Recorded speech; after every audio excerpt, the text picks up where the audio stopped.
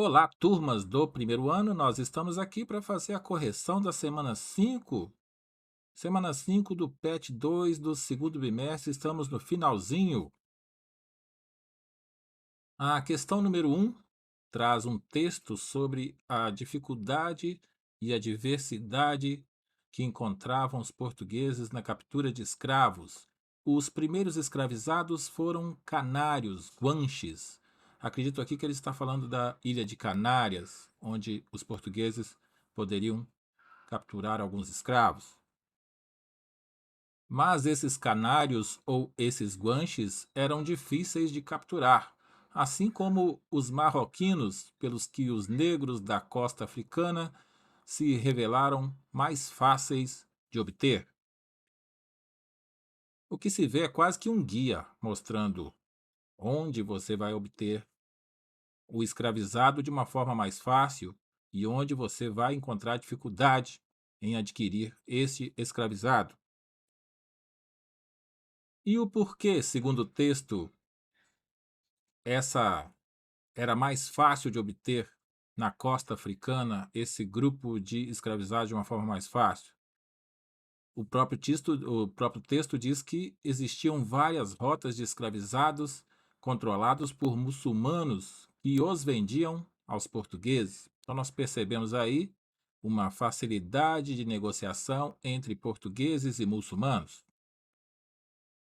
E logo em seguida se vê aí um espírito empreendedor da época, pois o autor diz que muitos desses escravizados eram depois, ou seja, depois de capturados, revendidos a um bom preço para Castela, para Aragão, para as repúblicas italianas, ficando uma parte em Portugal e na Ilha de Madeira. Então percebemos que o comércio de escravizados é muito rentável. Então, esse é o texto motivador, e logo após vem a pergunta em si, que é: antes da colonização portuguesa, ou seja, antes dos portugueses chegarem aqui no Brasil, colonização portuguesa de território na América, quais eram as áreas de obtenção e de destino do comércio e de mão de obra humana escravizada? Então, a gente vai começar a responder essa pergunta falando aí sobre os escravos que se originavam do próprio continente africano, devido aí a guerras e dívidas adquiridas por estes negros, eles eram vendidos como escravos. Eram vendidos aos comerciantes portugueses, que utilizavam esse escravo como mão de obra barata. Mas respondendo diretamente, de onde vinha eh, de onde se obtinha esses escravos, desde 1432, a ilha de Açores, a ilha da Madeira e o Cabo Verde eram locais também de destinos desses escravos. Vamos à segunda questão, e nessa segunda questão é como se você visse um quadro de Debré, mostrando o cotidiano dos negros, o cotidiano da população no geral, no Rio de Janeiro e no Brasil como um todo. A questão ela é atual no sentido de que ela caiu recentemente no Enem Digital de 2021 e está com o texto adaptado. As pessoas do Rio de Janeiro se fazem transportar em cadeirinhas bem douradas, sustentadas por negros. Esta cadeira é seguida por um ou dois negros domésticos, trajados de librés, mas com os pés nus. Comparando esse trecho à realidade atual, é como se você entrasse num restaurante muito caro, com o terno mais caro do mundo, mas com os pés descalços ou com o sapato rasgado. Logo em seguida, o texto vem mencionar a condição da mulher enquanto eh, adorada por esses escravos. Dando um exemplo, é claro.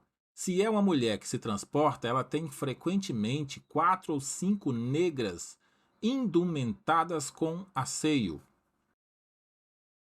Então, de novo, a questão da vestimenta, quando você diz indumentada com asseio, quer dizer vestida de forma limpa, trajada com roupas limpas.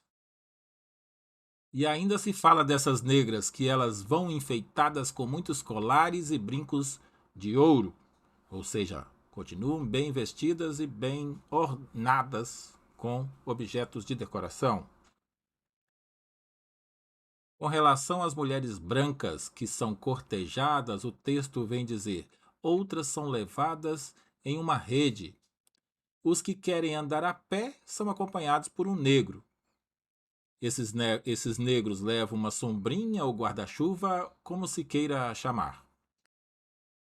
Como você pode perceber, é muita pompa do português ou aí do colonizador em cima do negro.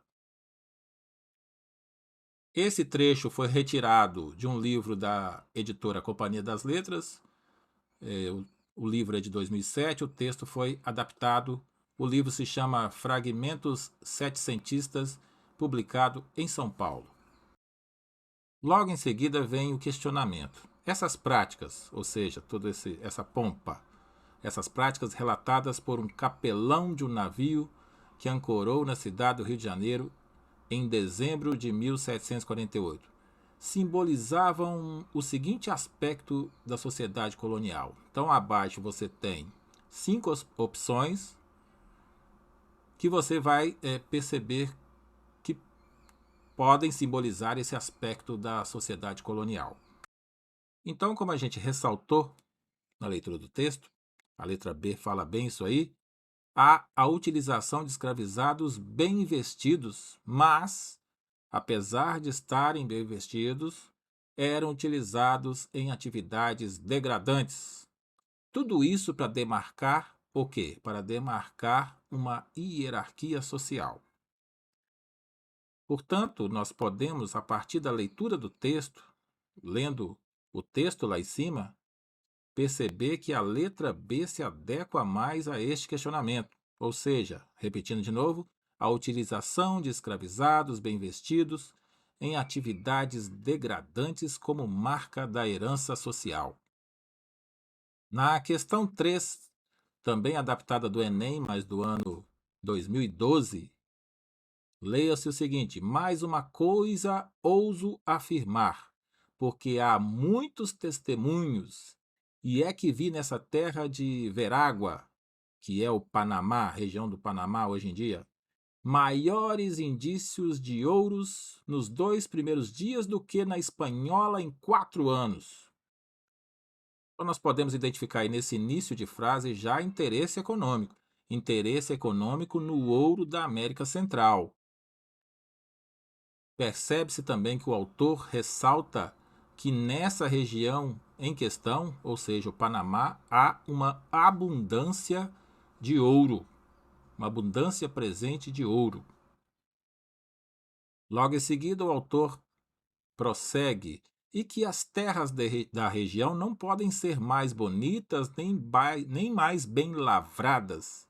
Ali, se quiserem, podem mandar extrair à vontade. E a gente subentende aí extrair o ouro à vontade.